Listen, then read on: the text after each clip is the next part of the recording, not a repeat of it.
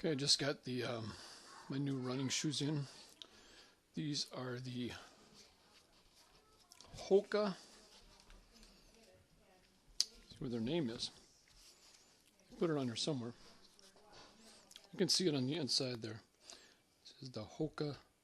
Looks like 1-1, but it's pronounced Oni. So Hoka Oni.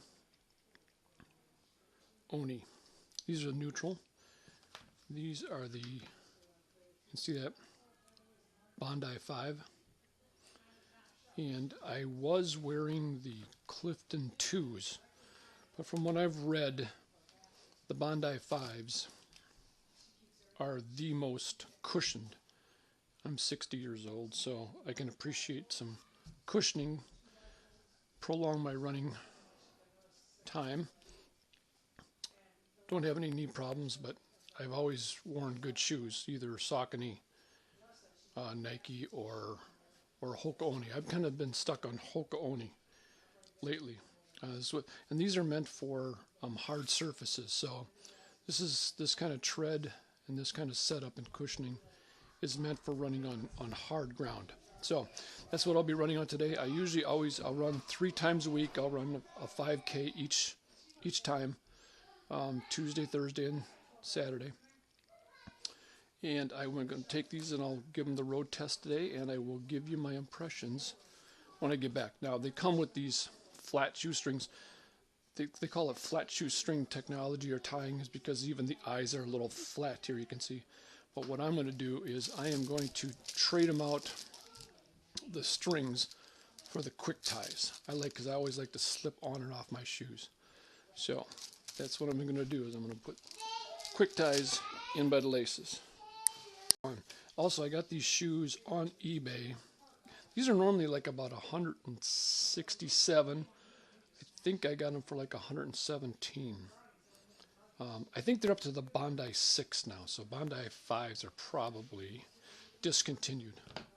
I got them from the TexasShoeShop.com on eBay.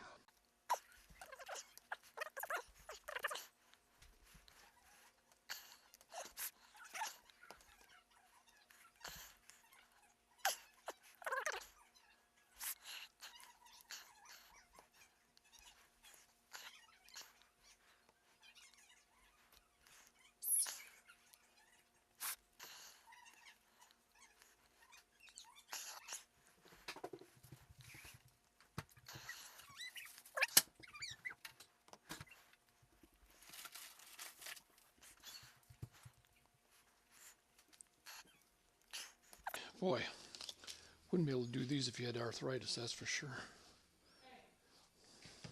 Oh, shoot. One of them, I want to go through this thing. I got to take one back out.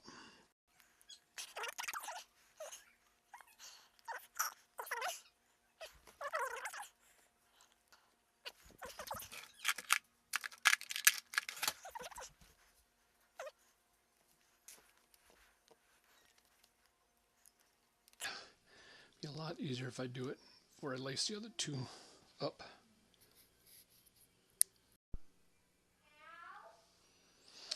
Okay, I got them both laced up now, and got 2 left over. Only use 5 on each side. I guess you could go 6. I don't need them that tight. And it's good to have extras anyway, because these do break.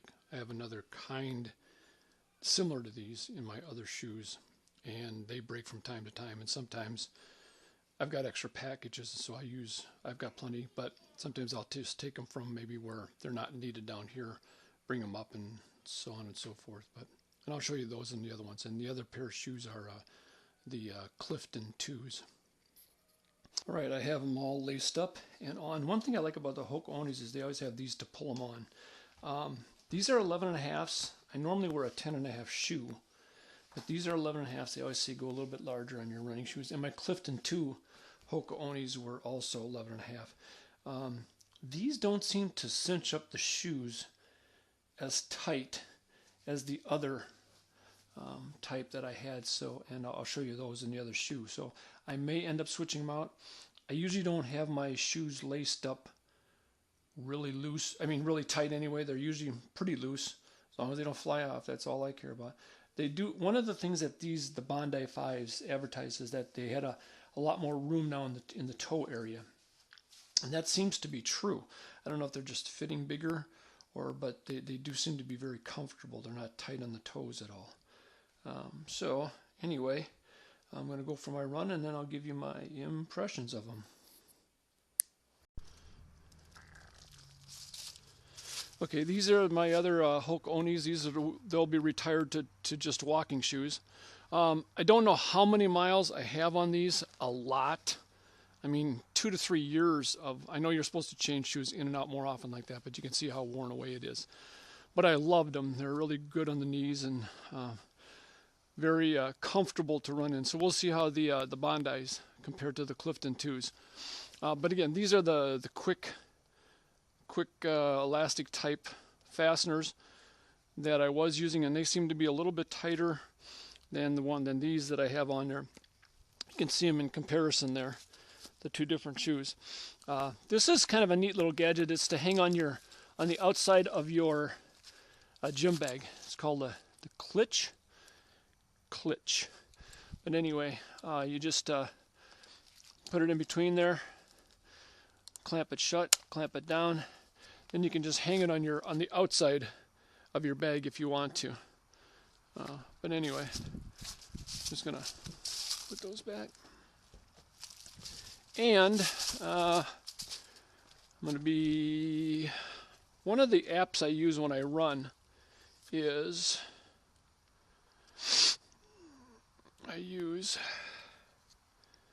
okay, battery's got to be off on this thing first. Otherwise, for some reason the running app won't work if because I've got like a battery save on mine. I have to turn that off, and then I'll be able to turn on the running app. My running app is Runkeeper. I like that because the reason I use Runkeeper is I used to have a heart monitor that's since broke, but that's the one that would work with the Runkeeper app.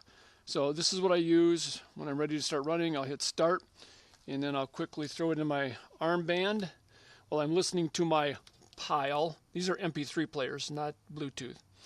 And then wearing some glasses. And I'll give you my impressions of the run when I get back, or the shoes. Like I said, this is the kind of day we have to deal with. You can see the flag over at the neighbors blowing slightly. Very overcast, fall day, October 25th, southeast Wisconsin.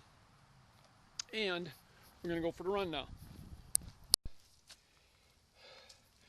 So that ends my 5K run. If you can see it here.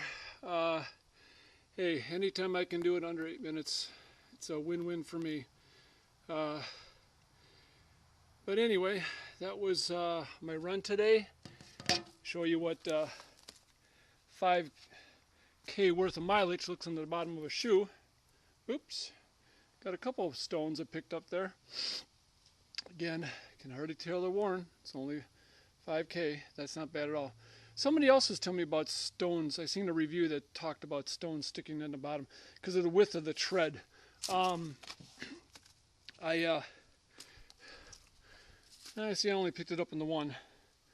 So maybe that's it. The only thing I did notice, I said I'm always still a big fan of the Hokas, but the one thing I did notice is in my right foot, right under my big toe, it almost felt like there was a lump in there, almost like I forgot some stuffing or something when I unpacked the shoes. But I took that out. I took the insole out because these are interchangeable, these insoles.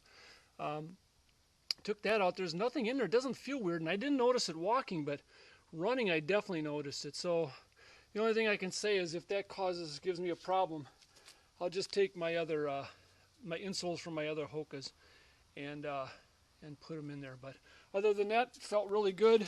As always, they're very cushiony. You can definitely not even tell that you're running on a hard surface. So anyway, first impression's pretty good. Like I said, other than that, just that feeling underneath my big toe, like there was like a lump in the shoe on the inside. But other than that, we'll see. We'll keep monitoring that.